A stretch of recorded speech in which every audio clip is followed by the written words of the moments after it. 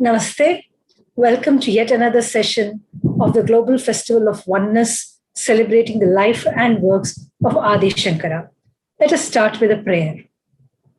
Sada Shiva Samarambham, Shankaracharya Madhyamam, Asmadacharya Paryantam, Vande Guru Paramparam.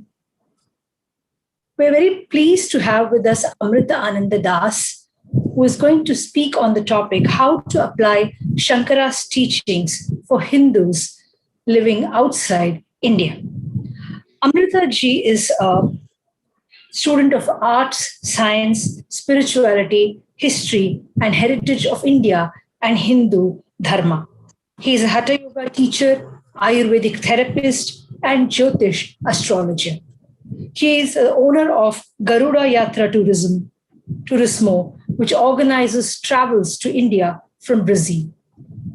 Prior to COVID, he would spend almost 6 months a year in India, deepening his spiritual and religious progress. We're very pleased to have you with us, Amrita ji, and would love to hear from you about your views. Thank you so much. Namaste to all, to the audience. It's a really honor for being invited to the by Advaita Academy for the Global Festival of Oneness 2021, and especially for Chinmaya Mission and my friend Nitin Sridhar that invited me. So I would like to start with a prayer. Om Gyanati Mirandasya Gyanangyana Shalakaya Chakuru Militanjena Tasmai Shri Gurave Namaha. Om Sarvamangala Mangalye Shive Sarvata Sadike Sharanye Trayambake Gauri Narayani Namostute Narayani Namostute. Well, it's an honor for being invited to talk about the life and teachings of Swami Shankaracharya.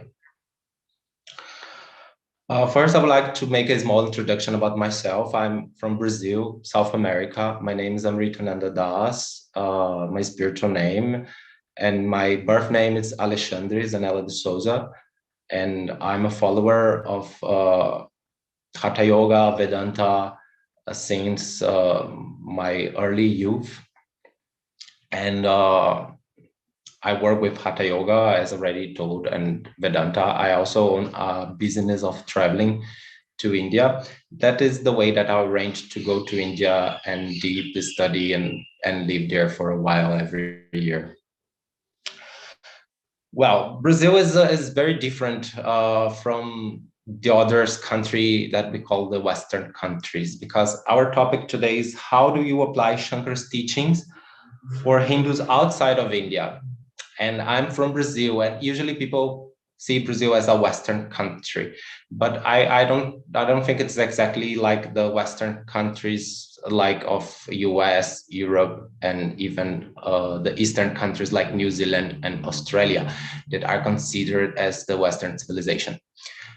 Here, Brazil is like a mixture of many cultures and ethnicities, but yeah, it's kind of different from India. It's kind of Western compared with India, different from our neighbors like Bolivia and Peru that are more similar in some Asiatic features. Well, to answer this question first, that how do we apply Shankara's teachings in our society, in the Western society? First, we need to realize that these teachings already penetrated deep in the Western society. If you analyze the history of how the colonization acted in India and how it influenced the Europe civilization and how it changed it, it's like an exchange, because we know that England, Portugal, and other European nations, they colonized many countries around the world, and especially in India in this case. And the colonization was very cruel. The slavery, the genocides, the wars, and loot. They loot huge millions and trillions of dollars compared with our today economy. And but they stole the knowledge, and even that they don't realize it and they don't acknowledge it. But if you see, for example, how the Victorian society changed after the contact with the Indic ideas, the Victorian morality was very deep and very religious and very theocratic. And when they come in contact with India, a pluralistic society with different languages, ethnicities, religions, and cultures, sharing the same ground and the same ethos, because what Shankaracharya did is to make the Hindus unite in its unity for diversity. I know that is very controversial topic, and how it's how deep it went in the diversity of the Hindu unity, because Hindus are not exactly unity, united, but they have a united ethos in its civilization that Shankaracharya is deeply influent in establishing it. So we need to understand, like, the Victorian morality was influenced, like, for the Kama Sutra, for example. It was completely sex dogmatic, but after the method Indic ideas, it became very lustful even. They became addicted in Kama Sutra. And these make a deep change in the Western minds about the morality, sexual morality, about how we cannot be so moralists and judgmental about human sexuality, that how it was in the Middle Ages in Europe, and even in our Western society a few decades ago. So it was a slow change. It was like these ideas, they came to West even in the Renaissance, even when the Mughal period. Many European scholars already have some Sanskrit writings circulating in European courts. And these make deep changes, slowly deep changes in the Western mindset. And this was a big blow when the Swami Vivekananda came to USA in 1893, and he gave his speech in Chicago that changed the perception of the Western mindset about the religious tolerance, because the West always saw themselves as religious superiors. And when they confronted with their hypocrisy, that Swami Vivekananda explained Vedanta for the Western Brahminical society of his times very brilliant, using mostly of Shankara teachings, and how we can see that God permeates all, no matter how you call it, how you name it, how you call it an institution of religion. God permeates all, no matter what. And this deep spiritual philosophy that Shankaracharya embedded in Vivekananda's speech make a huge revolution in Western mindset. And this is not really acknowledged. Vedanta is the root of the Western secularism that changed the Western world from theocracies that blessed the Inquisition, that blessed the colonial enterprises, and that blessed the invasions. So the plurality of thought, the religious tolerance opposed to the dogmas of belief, it creates a huge impact in the Western minds. Also, I can point that the vegetarianism and the animal rights movement, it's a direct influence of Indic Vedantic teachings, because in the Western society, we are taught that nature is to be conquered. Nature is to be feared, that animals don't have soul. That's what the Brahminical theologists claim. And they are there to serve the humans, so we can use them as we wish.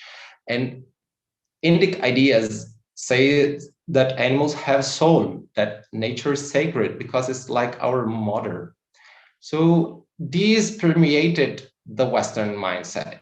Even that Westerns, they related about it, they make fun about it, but slowly, they became influenced by these ideas. That's how I, being born here in West, in a Christian country, I got influenced to these ideas of vegetarianism, about karma, that we have consequences. We can't abuse our mother nature and have no consequences. That's karma. And this is it's a basic Hindu Vedantic idea, and these already inside of Western world, but Western world don't recognize it, don't acknowledge its Indic source. You also can find many social reforms of Western. West is also a little obsessed with social reforms in modernity. And this is also an influence of Indic ideas. If you see the life teachings of Shankaracharya when he teaches about Satyakama, about how he was a son of a prostitute, Jabala, and he had a deep Brahminical nature. He wanted to study with the Brahmins, but he asked his mother what his father Gotra, but she didn't know because she was like a courtesan in the court, and she don't know. Maybe his father is also a Brahmin, but she don't have no idea. Then this Satyakama, he came to the Guru, and the Guru accepted him because he was honest on his queries, and he was showing the Brahminical character, and this is part of the Shankara teaching. So this shows how the case things about discrimination. Shankaracharya already there in even in the ancient history of Hinduism, showing that it's not only exactly sure that Brahminical heritage, it's lineage, it's from families, but that's not exactly a rigid structure as it's became sometimes. And Shankara was there teaching the real meaning of it. And when he met the Chandala, it's very emblematic that he was crossing to the Ganga for his rituals, and the Chandala came in front of him, and he told to the Chandala to leave the way, and the Chandala replied, "Who are you talking to? The body or the Atma? And if it's the body, how if it's the Atma, how it's possible to his philosophy, what he's believed, be true?" So Shankara realized that Atma it's beyond the body appearances and temporary situation. The Atma is the real self, and he accepted the Chandala as his guru, his Vishva guru, his ultimate guru. So this shows how deep is the knowledge and teachings of Vedanta in the social issues that permeates the Western mentality in the modern times. Also, the teachings about the control of our senses, like how we can control our senses, our mind, and our emotions to don't become in suffering, don't go in and become a dogmatic person. It's about self-realization. It's about the meditation. It's about the inner wisdom. It's about being a seeker, not a believer. So Shankara did amazing revolutions about giving this perspective of being a seeker, of realize yourself. Before try to change the world, try to change yourself. That is the big thing that we as Western Hindus, we need to realize that because Western mind it's projected to save the world. It's like an obsession. It's like the Western thinks that, oh, I need to save the heathens. I need to bring Jesus to the pagans. I need to civilize the pagans and the tribals. This mindset of being the savior is an excuse to hide its colonial ideas, its colonial conceptions. It's a justification of colonization. I was there for saving them. That's not true. It's completely false. But it motivates many people, that many people donate for the colonialists and the missionaries for because they believe that they are doing good thing, that they are saving that poor Hindus that are castes, that are evil, that are bad. That the narrative is being constructed to justify the colonialism. And this obsession of the Western mind, it's completely toxic. And we as Western Hindus, we need to meditate on how it's possible to change the world. It's not. We need to change ourselves, our inner, and realize that's what Shankara taught, that we need to be happy and realize it, and not change the world and save the world, because the world is not there to be saved. We are not the Bhagavan to do that. And it's an excuse to hide the colonial enterprise and hide the conversions and hide it's a lobby. It's the West and East. It's like two oceans. The Western it's more materialistic. It's more, and I already talked about this in a previous talk, another channel, about the Deva Sura battle in the Puranas. How is this related with the Western and Eastern mindsets? A spiritual mindset and a material mindset, and how this is part of our world, and we need to live with that. It's not that we can choose only to be spiritual or only to be materialist. We need to find a way to reconcile these two things, and these reflects in how we can reconcile the ideas, like if Shankaracharya say that all religions, it's not that he said that all religions are the same, because we say, oh yeah, Shankaracharya influenced the secularism and influenced that we can see God in it. Yeah, he did, but it's not exactly that he said that everything is the same. And no, this is like a new age idea that it's influenced by the Vedantic traditions, but it's distorted.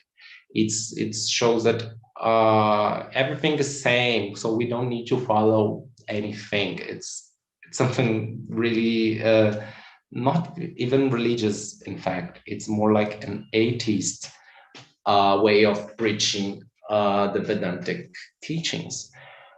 But in the source, it's basic in the Vedantic ideas that God permeates all, that there is nothing beyond God's control. There's nothing that, like the Western mindset that we see, that good and evil as separated entities. In the Indic ideas, that the good and evil are just the two parts of the same coin. It's like the two faces of nature. It's part of life, and it's not exactly good and bad. It's just part of the nature. It's the gunas. And as a Western Hindu, we need to introspect, and how we can really be secular and be inclusive with ideas that are not inclusive with your own.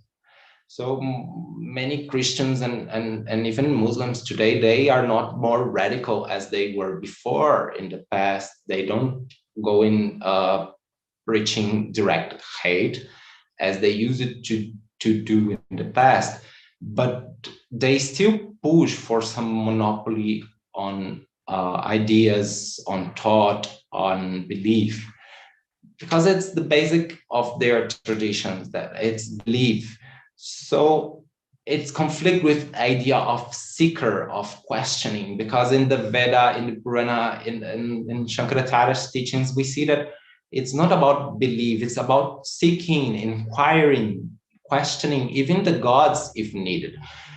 We don't need to believe in anything blindly. And this makes a huge change in the perspective. So yeah, we can be inclusive. We can see that God permeates all, and even the religions that don't accept Hindus' ideas, they are also controlled by God. In last point, it's there is nothing beyond Brahman in the Vedantic ideas. So even because the question is what we believe is irrelevant. What we believe or not believe, it don't make any change. What we do is important. Our actions, what we do with this knowledge. It's not believe or not believe.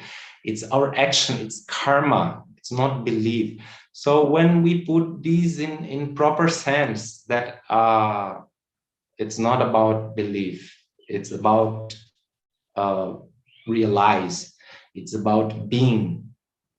So we can see that, yeah, God permeates everything, and even those that don't, even the atheists, everything it's Brahman. But what people claim and speak is not exactly the same. We can say that everything is the same, every philosophy is the same. So we can conciliate it with even the Brahminical traditions. They will never accept many aspects of the Vedantic lifestyle. And many ideas and lifestyle of the Brahminicals in Western society are harmful for the Indic minds, like the eating of meat, of cow.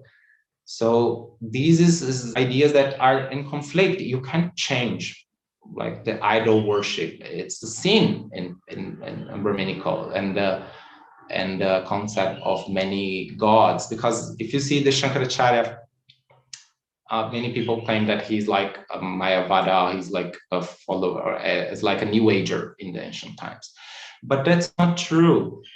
He united the Hindus sampradayas into a dharmic parivar. It's like the unity on the diversity that it's inside the Vedic teachings already in the Upanishads. And he didn't make anything really new. He just united these different schools of Dharma that were separated by geography, and especially by geographic features. And traveling around India, he unified all these dharmic paths in his Dashanami Sampradaya. So what he makes is to establish the four matas in the corners of India, and this makes some kind of a spiritual unity and spiritual defense of Dharma in India. And he put it the 5 deities that we can worship, that like we can worship Vishnu, Shiva, Surya, the Devi, and Ganesh. So because of the different sampradayas, they worship the different gods in their traditions. And he said, there's no problem. We can live in a society with different ideas because we believe in the same dharmic ethos. We believe we share the same ethos. So he unified these clans, not that they started to worship all of them, the gods, because those that worship Krishna, those worship Shiva, and those worship Shakti. And that's it. There's nothing that a war. That's the question. Is that not that we need to go there and convert the other that worshiping Shakti to worshiping Shiva, or the worshiping Ganesha to worship Vishnu. No, it's not like that. We can share the same ground. That is the root of secularism, based on Indic dharmic ideas, because it was being suppressed by the Buddhists in those times. because the Buddhists was because many people think that Buddhism was like a religion egalitarian, but it was mostly popular in the courts. Many princes and the kshatriyas became Buddhists because it's an atheist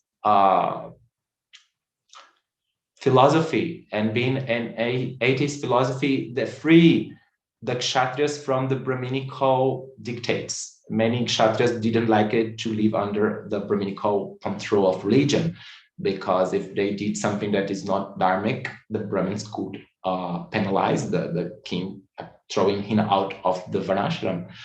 And so it became very popular, the Buddhists in the Indic kingdoms. And this was suppressing the native traditions of Hinduism. And it was also many changes on it's natural, because the philosophies, the cultures, if you didn't keep it properly, it will degenerate, it will turn in something else, and it will mix with other ideas, and people do many exchanges. So it created a lot of social issues also in the society, and that's why Shankara is so important, because at the same time that he reformed the Indic society to don't fall to the vicious of the time, he also united it to be a single force to survive in Kali Yuga, because Kali Yuga Veda decrease power and Ashura rules. That's in the Puranic lore. So to survive in Kali Yuga, Hindus needed to unite beyond the belief and beyond the pant, beyond which god I worship, which my Ishtareva. Because if Hindus don't unite, they will perish. They will become piece of museum, and they will be treated as a mythology like the Greeks and other ancient religions that existed. So Shankaracharya was an amazing reformer and amazing visionary of his times for making this unity and diversity. That is the biggest strength of the Indic society. And many Hindus don't realize it. They still keep fighting on the basis of pant, of beliefs, in the basis of, oh, my guru is better than your guru. And this only makes Hindu weak. I know that it's not the fact that we need, all gurus are good, and no, it's not like that. We don't need to become like a blind follower of all Indic ideas, but we need to become aware of the Ashuric forces that try to undermine the Vedic traditions in Kali Yuga, and are very strong, and they are a monopoly in many sectors, not only in India, but in Western, especially in Western.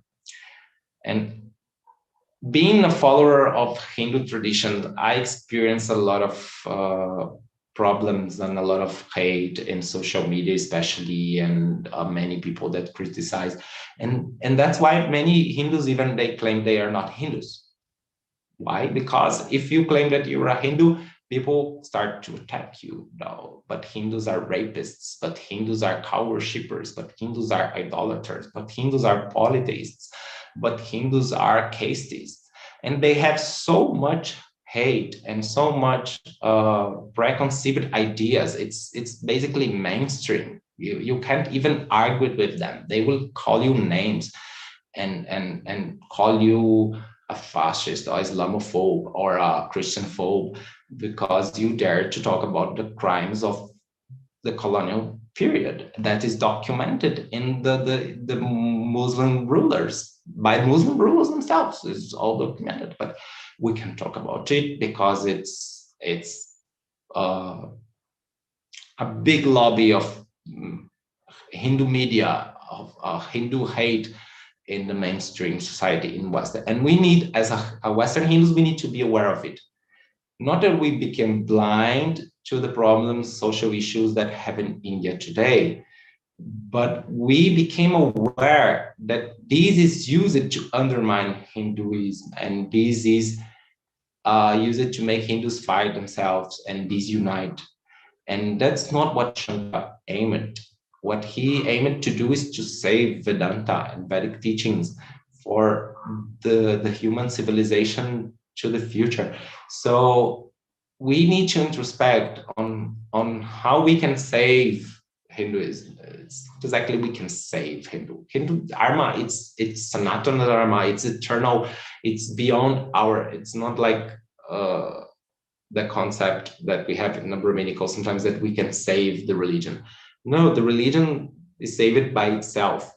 We need to follow it. We need to really absorb its teachings and really understand its teaching, and don't become a marionette of these Western ideas that undermine Indic ideas.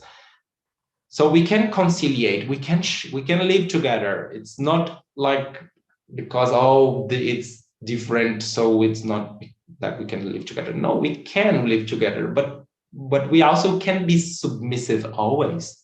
Because I see the tendency of the Western Hindus. First, they try to deny they're Hindus. No, because Hindu is a Western world. It's gave by the Persians. So what? It's not about the world. It's about the teachings. So you call yourself Sanatani, no, dharmic. It's no matter. But the ideas that matter. The what you do with the ideas that matter. So later they say, oh no, but I am from this pond, not that pond, because this is good, this is not good. And these, it's okay, yeah, we can have this diversity inside the Hinduism. It's not because it's the nature. We have diversity, and to have diversity, we need to respect diversity. And each pond can be different. It's not that all ponds need to agree in everything and they can't debate and they can't. No, the Vedic tradition is based in Vada. Shankaracharya made many Purva Paksha and Vada of debates with the Buddhists, the Jains, and other Purva Mimamsa and other Yoga, Nyaya. And so he was basically debating about, but debating is different from fighting. And that is the Vedic ethos, the debate. So they have rules for debate. It's not like you can scream and call names and use arguments based on your preconceptions. No, you need to have factual data, and you need to have oratory skills to debate with honor and with respect with your opponent. And after that, they have even, it's like a game. Like today, people go crazy for cricket and football. In those times, people use it to listen to the philosophical debates, and they have the winners and the losers, and they made agreements on what to do if I lose and what to do if I win. So it's a world so rich in ideas, in plurality, in that is not conceivable from the Indic minds. How Western is intolerant, because it's something that today don't look so. Like West is called about secularism. It's called, but if you look close, like I watched some Carolina Goswami's videos lately, and she was showing like the European nations constitutions and the holidays, and they are basically Christians, and the Muslim nations is basically Muslims. They are not secular at all, but they are painted as seculars by media, by the liberals in the world. So this is basically propaganda, and we need to go deep inside it. Not that we started to hate anyone, but we can't tolerate the disrespect of Dharma, defamation of Dharma, and disunity of Hindus. We can't let this happen, because it's our future. That because I don't see much future for the world if we don't go more and more into the Indic ideas. If we go to the Western ideas and the Western way of thinking, we will end in apocalypse. That is what they claim that will happen. The Muslims and Christians, they believe in the judgment day. And that's what they are doing. They are colonizing the earth and trying to conquer the world. And this conquer mentality, that they need to conquer the world, it's because they misguide the body as the self.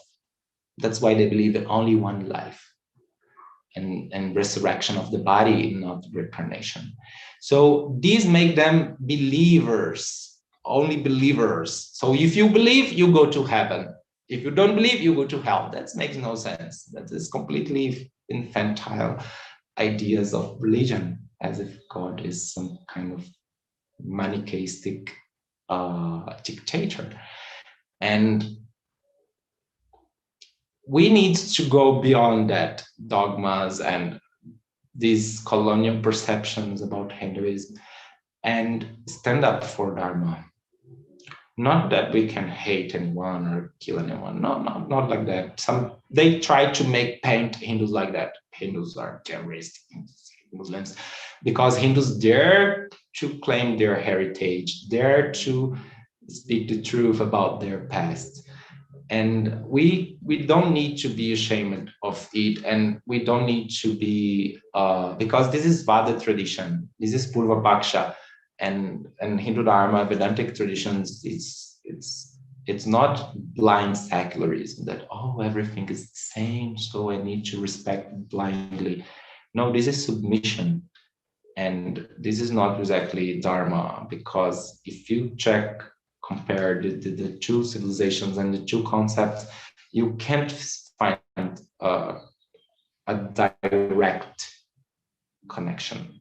They are like opposites, and they are connected as opposites, and that's fine, because that is the concept of the Puranas, the Deva Shura, because everything is part of the nature. The good and evil is just temporary perceptions, and even the gods, sometimes they can become bad, and the Asuras is not that they are demons, but they have the materialistic mentality.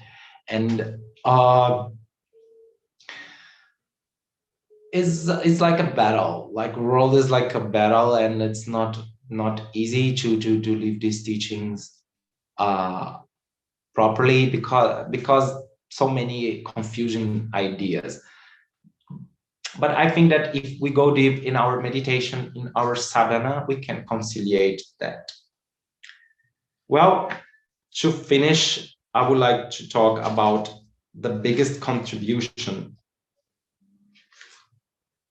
that the Shankaracharya gave to the world. And as a Bhakta myself, I think that it's Bhakti. It's first the knowledge about the self, about the Atma, because this is the first step in the spiritual life. Aham Brahmasmi, that I am Brahman, I am a spiritual soul, I am a part and parcel of the Brahman.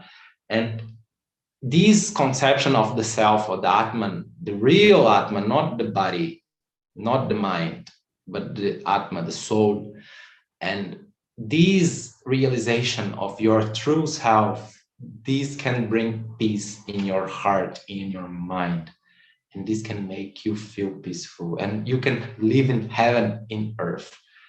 It's not about going to other planet, it's about to being happy now. So Vaikunta, it's also no anxiety. It means that you are beyond mental, material anxieties of life and death. Because if you realize who you really are, your soul, your Atma, then you don't fear anything. You don't fear your death. You don't fear. That's what Shankara did in all his life with his teachings. He was beyond the fear of death. And because he had deep knowledge about the Atma, about the self, about his real nature, his real self. So this is, of course, this is the biggest teaching of the Vedantic tradition. But the later Bhakti teaching, because after you realize that you are a soul, you realize that your soul have a connection with the Supreme Soul and the Atma Paramatma, the birds, the two birds in the tree, from Upanishads. So you can see that this conception, it's basic, that there is a love relation between the Atma and Paramatma. And this love relation is what we call as bhakti. And Shankaracharya have some beautiful bhajans about bhakti. One that is the Bhaja Govinda, Bhaja Govinda, Bhaja Govinda Mudamate, Samprapte Sanihite Kale, Nahi Nahi Rakshati Dukrine Karane. When he met a Sanskrit scholar that he was absorbed in the grammar teachings of Sanskrit, and he was calling, "Oh, you're a fool! Worship Govinda, worship Govinda," and grammar rules won't save you in the time of death. It's your love, it's your connection with the Supreme that can give your soul like a real realization, a real spiritual realization. And also one famous Ashtakam from Shankaracharya is the Jagannatha Ashtakam that he composed for Jagannatha Swami in Jagannath Puri. That is a beautiful bhajan that was sung by Chaitanya Mahaprabhu, and it is immortalized in the Jagannatha tradition. Kadachit kalingi tata vipina sangita taralu mudabiri nari vadana kamalas vada madupa Rama Shambhu Brahma Mara Pati Ganesha Chitapado Jagannatha Swami Nayana Patagami Bhavat. Fill me with bhava, O Lord Jagannath. So the teachings of Shankaracharya is also deeply immersed in the Bhakti traditions. It's deeply immersed in love. Yeah, it's Jnana Yoga, it's the wisdom, the knowledge, because it's about understanding the true self. It's what's the Upanishad is all about. But it's also deeply immersed in the rasa of the bhakti, of the mood of devotion to Divine Mother, to Shiva, to Krishna. That is not my point here, but the devotion to God, the devotion to the goddess, the devotion to the gods, that's it. And Western already influenced by all these ideas. It's like the Western put the missionary education system in India and spoiled Indic minds. That was the big problem in the colonial era, because they destroyed the Gurukul system and they put the missionary system, and today the Marxist system.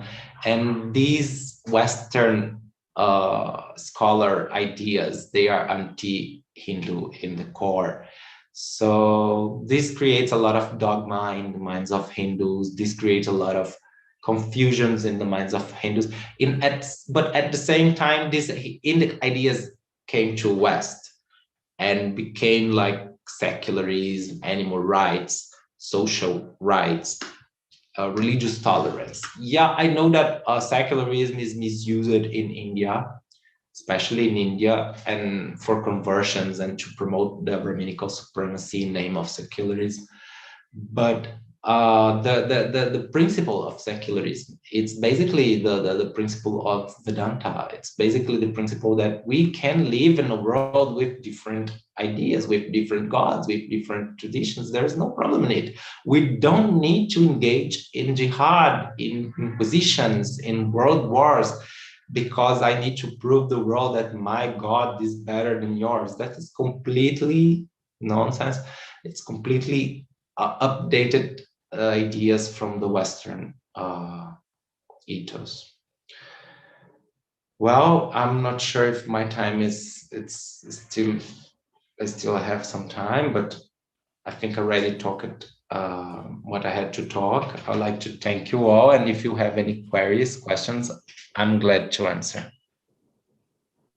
Thank you very much, Amrita ji, for very clearly explaining to us that Shankara's teachings finally enable all of us universally to be free now and live without fear. That indeed is his universal teaching, and to all Hindus, it's really, really inspiring and very, it's a message which is eternal, really speaking. Yes, we have many questions to ask you. And one of the questions from, give me a second, is from Mahesh Aswani. Mahesh ji wants to know, do you think yoga can be a good method for ultimately leading, for ultimately appreciating the teachings of Shankara? Definitely. I became aware of Shankara teachings through yoga. My first teacher training course, it was based in the Hatha Yoga Vedanta in the line of Swami Shivananda from Rishikesh. And Swami Shivananda from Rishikesh, he is a saint that he followed the Shankaracharya principles and he united it with Hatha Yoga. So he made a beautiful mixture of in his school of thought, and this permeates the Western world. So mostly the ideas of the Shankara, they came through yoga to Western minds. In your view, because you have also come, your background is from the Western world, or Brazil, which is a mix of the Western and Eastern cultures. What are the challenges that Western Hindus face when they come to India to learn, or when they come to, when they're exposed to this knowledge and they want to learn this knowledge? What are the challenges for them, and how do they overcome these? Yeah, I think the first challenge I talk a little bit that is this insecurity that the Western Hindus have in claim themselves as Hindus, because there's a lot of bad propaganda. There is so much hate against Hindus that if you say I'm Hindu, people started to make huge questions. But you hate women? Oh, you hate Dalits? Oh, you worship cow? You drink cow pee? And they came with so many questions that people feel like ashamed and people feel like afraid of associate themselves with this world, the Hindu, as if Hindu is something like untouchable. And these needs to go. Like, if we want to follow Indic ideas, we don't need to be ashamed of acknowledge its source. And I don't care if the name Hindu or Sanatana Dharma. For me, Hindu is similar to Indic. It's not different, but today people confuse with religion. But for me, Hindu is Indian. But people confuse and they create a lot of misconceptions, and this is complicated. Many Western Hindus, they side with the Brahminicals against the Hindus revival, and this makes me deeply sad, because I lost some friends even because they started to attack Hindus in India based in the propaganda of the mainstream media. So I try to defend and say, no, it's not like that. It's because of colonization. That's if you need to compare the population, if you want to see the rapes in India and check the population, then you will see that Brazil have more rapes than India compared population. But no, I am Islamophobic. I am a Hindu fanatic. So they started to politicize the ideas. So if you claim that you are a right-wing fascist, that is not a wise attitude, because right-wing and left-wing are completely Western ideas. They are both Western ideas, and they are not exactly the same as Hindutva. And even that you can correlate some Hindutva with right-wing, it's not exactly the same. So some Western Hindus, they need to be aware that these kinds of propaganda exists, and we don't need to be ashamed of being Hindu. There is nothing to be ashamed of it. Your profile says that you also run this tourist agency. How have you exposed Westerners to the sacred geography of India, and what has their experience been traveling in India and knowing the culture and religion through travels? Yeah, I try to make a travel more inclusive as possible, that we can show a little bit of everything that India has. So I make usually two kinds of roads. The first is tourism in North India. So we usually travel around Punjab and Amritsar and Haridwar and Rishikesh and Rajasthan cities like Jaipur, Jodhpur, Pushkar, Jaisalmer, and in some parts of Uttar Pradesh also like Agra and Varanasi. And usually people like, because we show a little bit of everything. We show the Punjab, the Sikhs, we showed Varanasi, we show Agra, the Taj Mahal.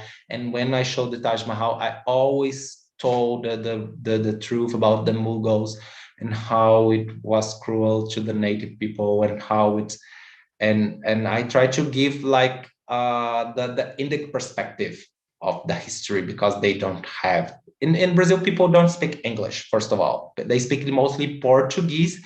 So these make Brazilian people in general not aware of what is happening outside the world, especially in India. We don't see much about India in our news. So people are, they have like the basic ideas, like cow, curry, caste, these kinds of things. And when they see India, they get like, oh my God, it's much more than that. Yeah, but it's not easy, because there is also many things that shock, because there's too much people, the popular density. It's something that makes people like it's different from our society here. And the food also, they have some issues sometimes eating too much chili. They don't go well with the food sometimes, but usually they really love the Indic culture. And when they see Indians and they interact with Indians, not all the times, but usually it's a great exchange and interchange of ideas. So yeah, they like. And other tour I make, it's to South India, for Kerala, for Ayurveda retreat. So this is different. It's not tourism. Is for, we go to just Kerala and we stay in the Ayurvedic clinic for spa retreat and massage and food. So it's more like a retreat in the Ayurvedic systems. There's one more question we have. In case of Western Hindu wants to get exposed to Shankara's teaching, what would you recommend them to start reading as starters, as beginners? What should they study? What should they read up to get an idea of his life and works? Yeah, Shankara have many books, no? Vivekananda and Kanaka. So he have many works, and I'm not a specialist in his philosophy works. I read some books of him, and I have Bhaja Govinda here, but I'm not really aware of all his books and all his works. Most that I learned from his teachings are from the Hatha Yoga Vedanta teaching training course that I made, that it was based entirely in the Shankara principles and teachings, and it changed my life. So I think it's accessible for many Brazilians to find a Hatha Yoga Vedanta in the line of Swami Shivananda in Brazil. That is authentic yoga school that always works in the Vedantic line of Swami Shankaracharya. Apart from it, I think we have the Vedantic Society in São Paulo. It's like it's associated with the Ramakrishna Mission. So they are more like in the Swami Vivekananda line, but they have some the roots in the Shankaracharya's teachings. And in Rio de Janeiro, you have Gloria Arieira, that she's a Vedantic scholar. She's very famous. She won the Padma Awards. last year, and she's a Brazilian teacher of Vedanta. She has a Vidya Mandir. It's a Vedantic space for Vedantic teachings, and she has many students there. And there is the biggest Vedantic center of studies in Brazil. It's in Rio de Janeiro. So we have these three schools of thought that are based in Shankaracharya that are active in Brazil today. That I know. Maybe there is more because Brazil is huge. But that I'm aware are these three schools. You can find Hatha Yoga Shivananda in most of the Brazilian capitals. You can find the Vedanta Center in São Paulo, and you can find Vidya Mandir in Rio. Mahesh ji actually wanted, is asking if you can share your email for further discussion. So maybe if you can share it in the chat group, or you can just read out your email address, that would be, if it's okay by you, you can share your email address. Sure. I'm writing chat aqui, yes.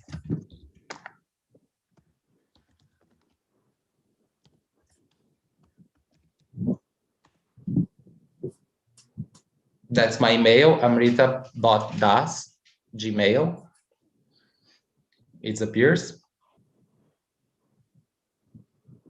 Yeah. So for the benefit, Amrita ji has shared his email address in the chat box, and it's amrita.das@gmail.com. So you can, of course, write to him and be in touch with him to know more and to understand about this knowledge and this thing. Thank you very much, Amrita ji. We are running out of time now. It was wonderful listening to you and sharing your experiences and you nailed several challenges that practitioners of this faith are facing, not just Westerners, but even traditionally born Hindus are facing this challenge of being constantly made to feel guilty, made to feel ashamed of their traditions. And you've clearly shown us how, through the right knowledge, we can overcome these challenges. Thank you once again for this wonderful session. It's my pleasure. Thank you. Viewers, we have many more programs to come. And for example, I have a few announcements to make, like tomorrow morning, 7 a.m. India time, we have Swamini Atma Prakashananda talking to us about an orphan in the vision of Shankara. So please do tune into this session. We also have a couple of other announcements also I have to make. One other announcement is that Indic is holding a course on how to attain moksha by K. Kadiresan. This program runs June 17th to July 29th, every Thursday, 6:30 p.m. to 8:30 p.m. India. So please register for this talk. There's one more announcement that I have to make, which is that Indic Renaissance Fund is pleased to announce a scholarship scheme to 6 selected sadhakas of Chinmaya Mission's Vedanta Sadhaka course, 1-year Vedanta Sadhaka course. So interested parties can write into the Chinmaya Mission showing your interest in this scholarship. So with this, we come to the end of today's session. Good night and see you tomorrow.